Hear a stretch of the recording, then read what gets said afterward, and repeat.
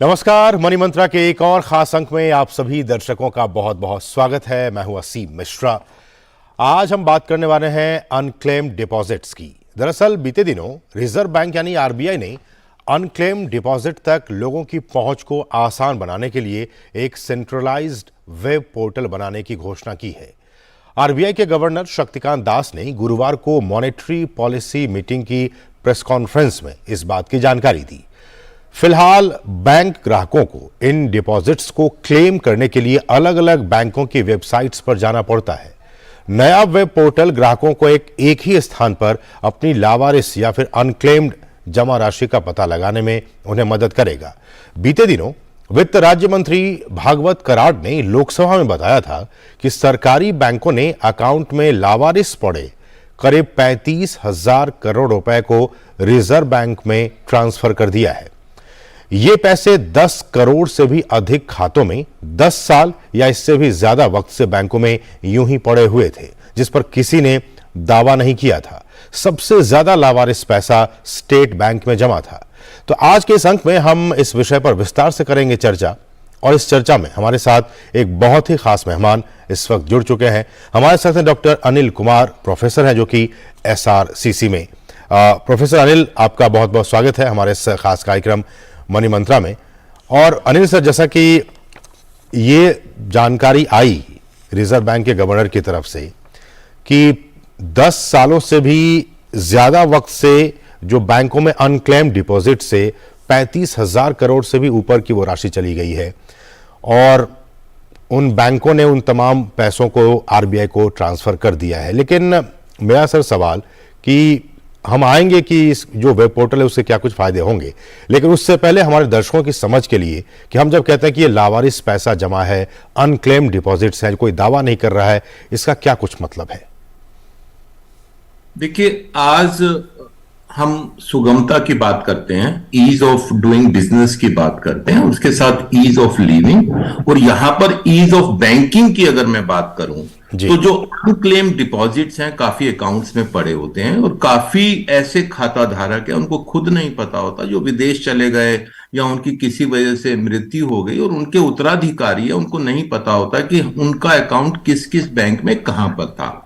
अभी जो फिलहाल व्यवस्था है वो अलग अलग बैंकों की वेबसाइट पर वो इंफॉर्मेशन रहती है, लेकिन एक सेंट्रलाइज्ड वेबसाइट होने से उनको एक जगह वो सभी इंफॉर्मेशन मिलेगी, और न केवल इंफॉर्मेशन मिलेगी कि उन्होंने जो एप्लीकेशन अपने क्लेम फाइल की दी है उसका क्या स्टेटस है, वो भी साथ साथ उनको पता लगेगा। तो मैं समझता हूं कि ईज ऑफ बैंकिंग की तरफ एक बहुत अच्छा कदम आरबीआई उठाने जा रही है। आपने कहा कि सर जैसे किसी व्यक्ति की मृत्यु हो गई है, लेकिन ऐसा तो नहीं हो सकता है कि इतने करोड़ खाते हैं जो कि अनक्लेम्ड हैं, इनमें से सभी की मृत्यु हो गई हो। क्या वजह है, क्या कारण आपको समझ में आता है कि लोग क्लेम नहीं करते हैं? 10-10 साल हो जाते हैं और लोग क्लेम करने से बचते हैं। देखिए, इसमें तो सबसे बड़ा कारण वही होता है कि किसकी मृत्यु होगी। दूसरा कारण होता है कुछ लोग जो विदेश जाकर बस गए और उनको भी नहीं पता होता, और कुछ ऐसे भी लोग हैं जो कि थोड़े से स्वभाव से मैं समझता हूं कि वो ज्यादा अलर्ट नहीं होते हैं, और उनको खुद नहीं पता होता कि उन्होंने कहां पर कितना डिपॉजिट, फिक्स डिपॉजिट करवाया था, वो मैच्योर हुआ है कि नहीं हुआ। तो ऐसे में वो बैंक के चक्कर, कई केसों में ऐसा देखा गया कि वो बैंक के चक्कर खा खा के परेशान हो जाता है और अंत में घर बैठ जाता है कि यहां तो वाला। लेकिन अब इस पोर्टल के जरिए उनको एक प्लेटफॉर्म पर न केवल सारी इंफॉर्मेशन, सारी सूचना मिलेगी, बल्कि उसके साथ साथ वो पोर्टल पे अपनी एप्लीकेशन का क्या स्टेटस है और उस जो बैंकों में काम करने की एफिशिएंसी है, मैं समझता हूं कि उसमें भी सुधार आएगा, क्योंकि बैंक्स को भी पता होगा कि इंफॉर्मेशन पोर्टल में जानी है और उस एप्लीकेशन का क्या स्टेटस है जिसमें कि डिपॉजिटर के उत्तराधिकारी ने या डिपॉजिटर ने क्लेम की एप्लीकेशन दी है। तो एक बहुत अच्छा कदम आरबीआई ने अभी मॉनेटरी पॉलिसी की कमेटी में ये कदम उठाया है, और मेरे को लगता है 2-3 महीने में, जैसा कि अभी अनाउंसमेंट हुआ है। हाँ, अभी तो टाइम लगेगा उसमें। लेकिन अनिल सर, इसमें करंट अकाउंट भी इसको इंक्लूड किया जाए, सेविंग अकाउंट्स भी इंक्लूड किया जाए, एफडी अगर है, इनमें जब हम कहते हैं अनक्लेम्ड डिपॉजिट्स है, उसमें कौन कौन से अकाउंट्स, कौन कौन से पैसे शामिल होते हैं? इसमें अनक्लेम्ड डिपॉजिट्स में सभी तरह के अकाउंट्स हैं, उसमें फिक्स डिपॉजिट भी है, सेविंग बैंक अकाउंट भी है, करंट अकाउंट भी है। इसमें सबसे बड़ी बात जो है कि अनक्लेम्ड डिपॉजिट अकाउंट में पैसा ट्रांसफर होने के बाद भी जब तक डिपॉजिटर को, खाता धारक को या उसके उत्तराधिकारी को पैसा नहीं मिलता है, वो उस पे जो ब्याज दर पहले जो चल रही थी, अगर वो फिक्स डिपॉजिट है उसके हिसाब से ब्याज दर मिलेगी, अगर वो सेविंग बैंक अकाउंट है तो सेविंग बैंक अकाउंट में जो भी ब्याज दर मान्य होगी उस वक्त, वो ब्याज दर के हिसाब से उनको वो पैसा भी साथ साथ मिलेगा। लेकिन अनिल सर ये बताइए कि अगर मान लीजिए कि कोई अकाउंट बहुत सालों से ऐसे ही है, लेकिन उसमें जो इंटरेस्ट है वो अगर उन्हें मिल रहा है, जो चार्जेस हैं अगर वो डिडक्ट हो रहे हैं, कट रहे हैं, तो क्या ऐसे अकाउंट्स को हम एक्टिव अकाउंट्स कह सकते हैं क्या? वो अकाउंट भी आरबीआई की परिभाषा के हिसाब से जिनमें कोई ट्रांजैक्शन नहीं हुई है 1 साल या उससे ज्यादा, तो वो इनएक्टिव अकाउंट चले जाते हैं। उसमें लेकिन बैंक अगर इंटरेस्ट को क्रेडिट कर रहा है या बैंक चार्जेस को डेबिट कर रहा है, उन ट्रांजैक्शंस को काउंट नहीं करते हैं। और उसमें मुख्यतः 1 साल बाद आजकल बैंकों में काफी अच्छी टाइटनिंग भी हुई है, उसमें केवाईसी की भी नॉर्म्स हैं, जिससे कि केवाईसी समय समय पर होता रहे और पता लगता रहे कि जो ये अकाउंट है ये बोगस अकाउंट नहीं है, बल्कि ये जो पता जो दिया हुआ है, जो डिटेल्स दिया हुआ है, उसी पते पे खाता धारक मौजूद है, वो रहता है। तो अगर 2 साल या कह रहे हैं कि 1 साल तक अगर कोई ट्रांजेक्शन आपने नहीं किया, तो पहले वो इनएक्टिव डोरमेंट स्टेट में वो आपका अकाउंट चला जाएगा, और अगर आपने हाँ, उसका प्रोसीजर अलग है। आरबीआई ने 2014 में गाइडलाइंस इशू की थी, सब बैंक्स को ये बताया था कि जब भी इस तरह के अकाउंट्स हो, एक तो उनका एनुअल रिव्यू करना जरूरी है कि ऐसे कितने अकाउंट्स हैं जो कि इनएक्टिव है, और उसके साथ साथ दिशा निर्देश ये कि ऐसे खाता धारकों को चिट्ठी के माध्यम से, ईमेल के माध्यम से या फोन के माध्यम से उनको तलाश करने की बैंक को कोशिश करनी चाहिए। तो उसके बावजूद भी अगर वो खाता धारक या उनके उत्तराधिकारी नहीं आते हैं, तो 10 साल के बाद ये प्रोविजन है कि वो एक आरबीआई का एक अलग से स्पेशल अकाउंट है, उसके अंदर वो जमा हो जाता है और वहां से डिपॉजिटर्स अपना क्लेम ले सकते हैं। लेकिन जैसे मैंने पहले कहा कि वेब पोर्टल में जितने भी अकाउंट्स है किसी डिपॉजिटर के, तकरीबन ये होता है कि काफी लोगों के अकाउंट सिर्फ एक बैंक में नहीं होते, एफडी एक बैंक में नहीं होती, वो काफी बैंक्स में होती है, तो एक जगह उनको सारी इंफॉर्मेशन मिल जाएगी, उनको अलग अलग बैंकों की वेबसाइट में जाने की जरूरत नहीं होगी। ठीक है सर, हमारे साथ एक कॉलर भी जुड़ गए हैं जो कि आपसे सवाल पूछना चाह रहे हैं। हमारे साथ हैं शुभम शर्मा जी, जो कि इस वक्त जयपुर से फोन लाइन पर मौजूद हैं। शुभम जी, आपका स्वागत है, आप अपना सवाल पूछ सकते हैं। नमस्ते अनिल सर, बहुत अच्छा आपने आज का जो टॉपिक लिया सर, बहुत अच्छा टॉपिक लिया है सर। ये जो वेब पोर्टल है सर, अच्छा सर, सर ने कहा कि जैसे क्लेम करने के लिए सर लोगों के पैर घिस जाते हैं सर, थोड़ा सर इसको लचीला बनाए गवर्नमेंट। जो प्रोसेस होगा, सवाल को रिपीट कर सकते हैं, मैं सुन नहीं पाया था सर। ये जो पोर्टल है सर, पोर्टल का नाम उन्होंने ऐप को लॉन्च करा है, जैसे आप कह रहे हैं ना कि जैसे 10-20 खातों में रहते हैं, कोई फॉरन चला जाता है या कोई दुनिया में नहीं रहता है, तो सर उसके लिए गवर्नमेंट ने कोई ऐप बनाया है जिससे वो मालूम कर लेते थे। सर ने कहा कि किसी को 10 बैंक में भी खाते हैं तो उसको एक ही पोर्टल से मालूम पड़ जाएगा। ये ऐप तो नहीं बनाया है अभी शुभम जी, अजय सर, अनिल सर, जो एक वेबसाइट, एक पोर्टल की निर्माण की प्रक्रिया अभी चल रही है। अनिल सर, हाँ, उस पोर्टल का नाम निर्वाह करके रखा जाएगा और वो, जैसे मैंने पहले कहा कि वो 2 से 3 महीने में वो पोर्टल एक्टिव हो जाएगा।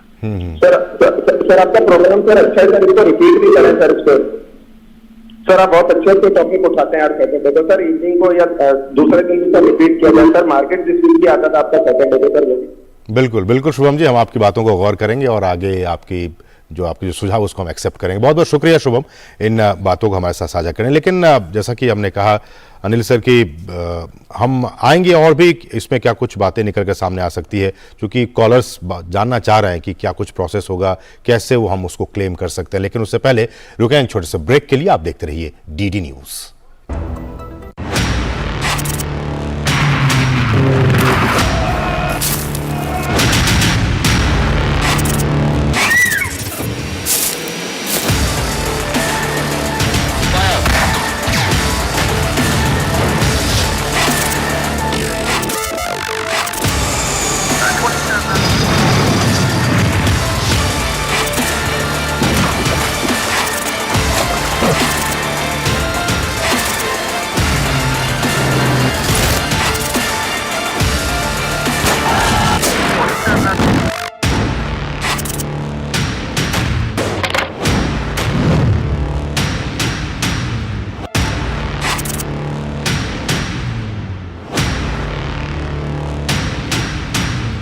आज हम बात कर रहे हैं कि जो अनक्लेम डिपॉजिट्स हैं तमाम बैंकों में, और अब जो निकल कर आ रहे हैं आंकड़े, उसमें सबसे ज़्यादा स्टेट बैंक के पास ऐसे अनक्लेम्ड आंकड़े हैं।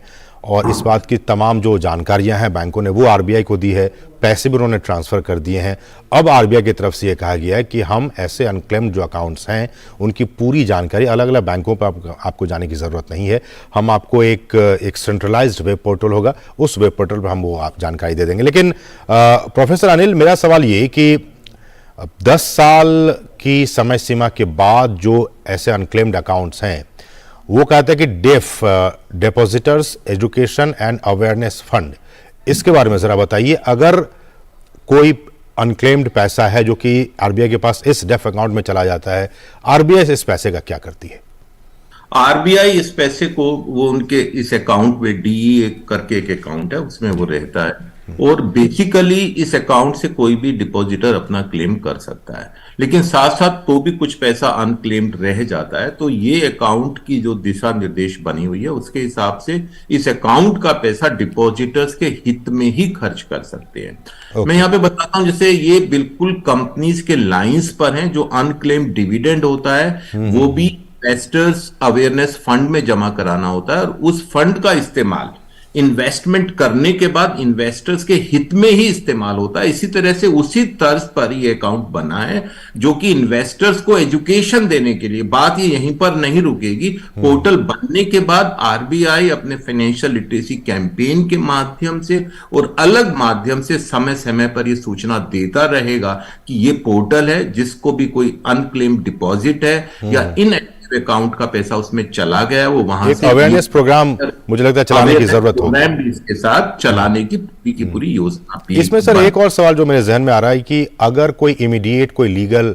हायर नहीं है किसी व्यक्ति का जिनके की डिपॉजिट्स हैं, ऐसे में बैंक किस तरह से, अगर कोई क्लेम करना चाहते तो कौन क्लेम कर सकता है, और गवर्नमेंट जो बैंक है वो कैसे बिलीव करेगी?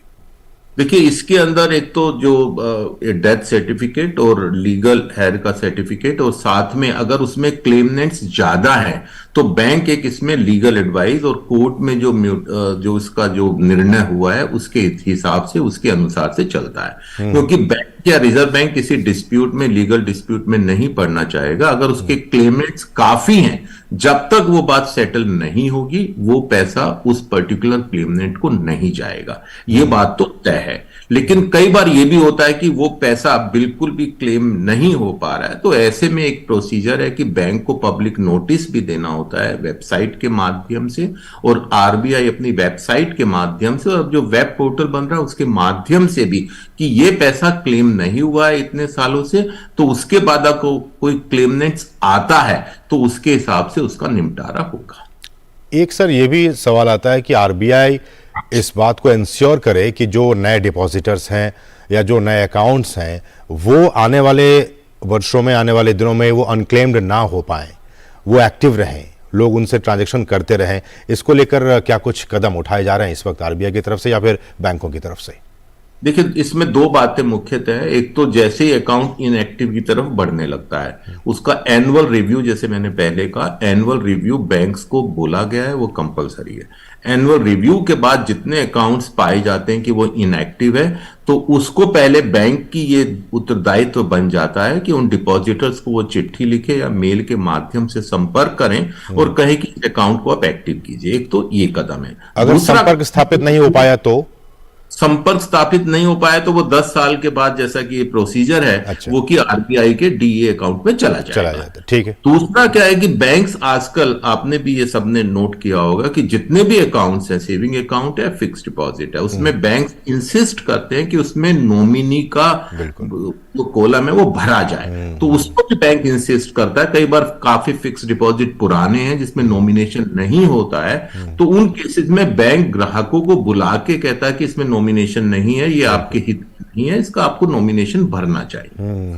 तो उस कदम में, उस दिशा में काफी अच्छे कदम बैंक्स उठा रहा है, और उसमें thanks to the guidelines and instructions issued by the RBI. इसमें सर आपने कहा कि एक पीरियोडिक रिव्यू होने की जरूरत है बैंकों की तरफ से, आरबीआई की तरफ से, कि अगर ऐसे कोई बैंक अकाउंट जो कि अब 10 साल से ज्यादा हो गए हैं, अगर बैंक्स उनको पीरियोडिक रिव्यू करते रहेंगे तो पता चलता रहेगा कि ऐसे कौन कौन से अनक्लेम्ड अकाउंट्स हैं जो कि उनके बैंक में हैं। लेकिन सर मेरा सवाल कि इस प्रोसेस के बाद से जब आरबीआई ने कहा कि एक सेंट्रलाइज्ड एक वेब पोर्टल हम बना रहे हैं, जो ग्राहक हैं जो क्लेम करना चाह रहे हैं उनकी सुविधा वो कैसे, जो ईज ऑफ एक्सेस है वो कैसे हो पाएगी उनकी, वो कैसे देखिए, सर्च कर पाएंगे?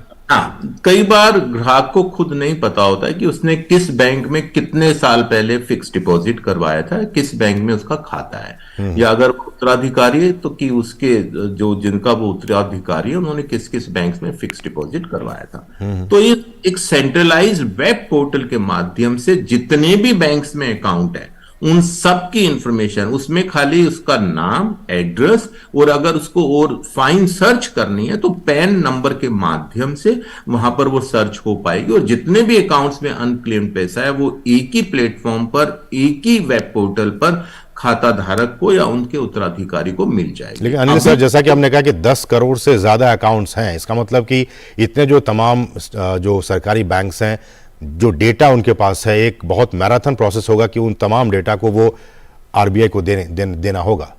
बिल्कुल मिश्रा जी, अगर मैं आंकड़ों की बात करूं तो पिछले साल इस तरह का जो अमाउंट्स थे अनक्लेम्ड डिपॉजिट्स के, वो 48,000 से भी ज्यादा थे, और इस साल वो अमाउंट्स तकरीबन 35,000 करोड़ के आसपास आ गए हैं। उसमें इसका मतलब ये साफ दिखाता है कि बैंक्स और आरबीआई लगातार ये प्रयत्न करता है कि उन अकाउंट्स को क्लेम कर सकें। लेकिन अब पोर्टल के बाद मेरे को लगता है और साथ में अवेयरनेस कैंपेन होगा तो इस अमाउंट्स में और अकाउंट्स में भी कमी आएगी। चलिए सर, यहाँ रुकेंगे एक छोटे से ब्रेक के लिए, और ब्रेक में जब वापस आएंगे तो और कुछ जो खास पहलू बच गए हैं उस पर हम चर्चा करें। फिलहाल रुकेंगे छोटे से ब्रेक के लिए।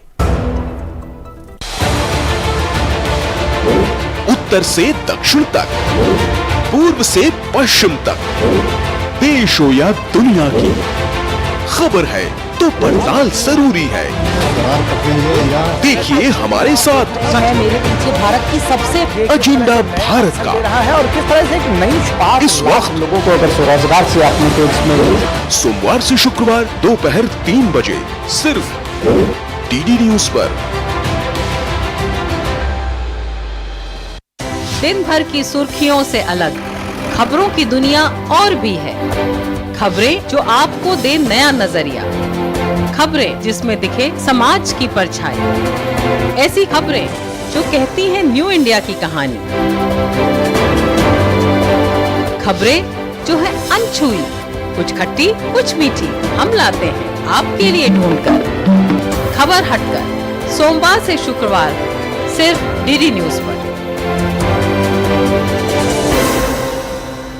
और ब्रेक के बाद आपका फिर से स्वागत है। आज हम बात कर रहे हैं कि अनक्लेम्ड जो लावारिस बैंक अकाउंट्स हैं उनमें जो पैसे पड़े हुए हैं उनकी सरकार ने, आरबीआई की तरफ से ये कहा गया है कि ऐसे जो अनक्लेम्ड अकाउंट्स हैं उन सभी की जानकारी एक सेंट्रलाइज्ड वेब पोर्टल के जरिए दी जाएगी, ताकि जो लोग इसमें क्लेम करना चाहते हैं उनको आसानी हो। अलग अलग बैंक अकाउंट्स में उन्हें जाने की ज़रूरत नहीं होगी। ईज़ ऑफ बैंकिंग की दिशा में हम ये कह सकते हैं एक बहुत ही महत्वपूर्ण कदम है। प्रोफेसर अनिल को हमारे साथ जुड़े हुए हैं जो कि प्रोफेसर हैं एसआरसीसी से।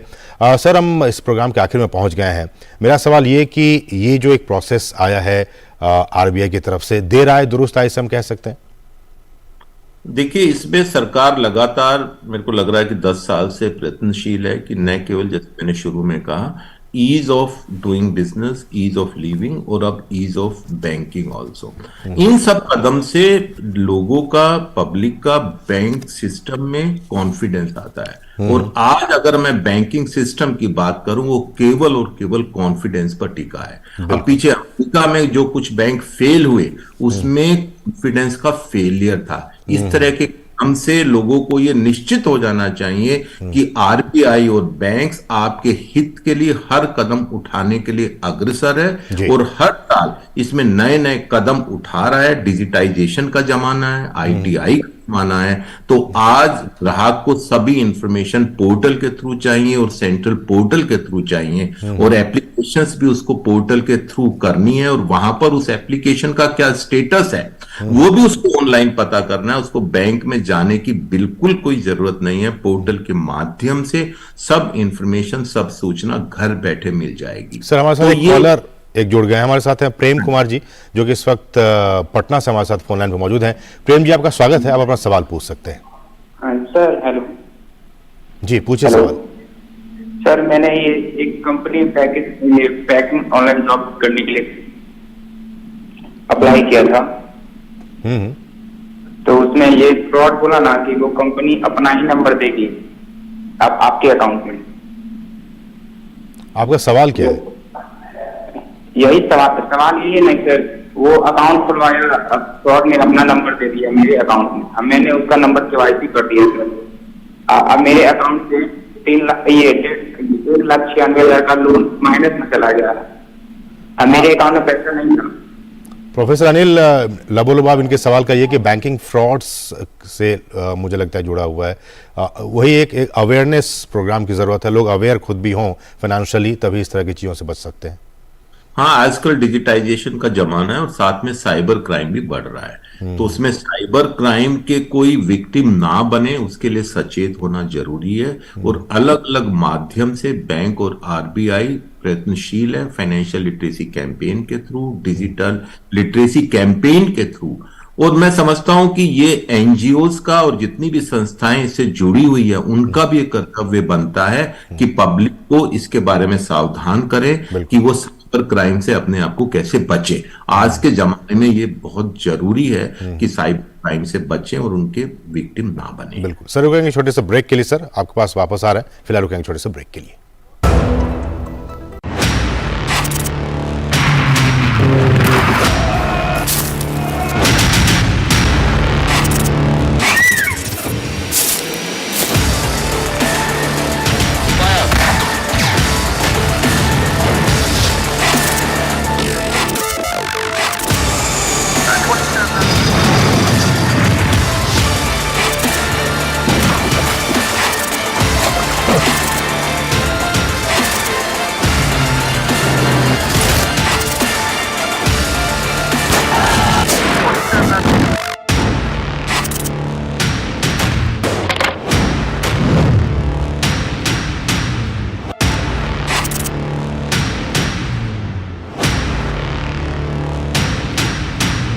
और ब्रेक के बाद आपका फिर से स्वागत है। आज हम बात कर रहे हैं अनक्लेम डिपॉजिट्स की। हमारे साथ हमारे खास मेहमान प्रोफेसर अनिल कुमार जुड़े हुए हैं।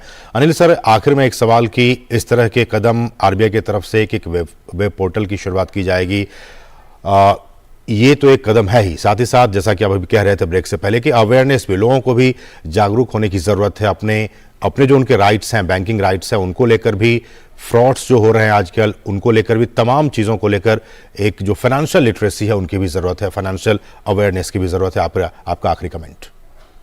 मेरा कमेंट ये है कि इस तरह, क्योंकि आज डिजिटाइजेशन का जमाना है, तो वेब पोर्टल के थ्रू ये सब इंफॉर्मेशन और ये सब एक जगह हो जाए, लोगों को सुगमता हो और उनको बैंक में कम से कम जाना पड़े, पोर्टल के माध्यम से अधिकतर काम हो जाए तो लोगों को सुगमता होगी और लोगों को बैंकिंग प्रणाली में और ज्यादा कॉन्फिडेंस भी आएगा। और मैं समझता हूं कि उससे एक काम और भी होगा कि ज्यादा से ज्यादा पैसा लोगों का बैंकिंग के थ्रू से रूट होगा और उससे ओवरऑल जो बैंकिंग और हमारी इकोनॉमी में एक्सपेंशन होना है उसमें वो कहीं ना कहीं वो भी प्रभावित, अनुकूल उसका प्रभाव पड़ेगा।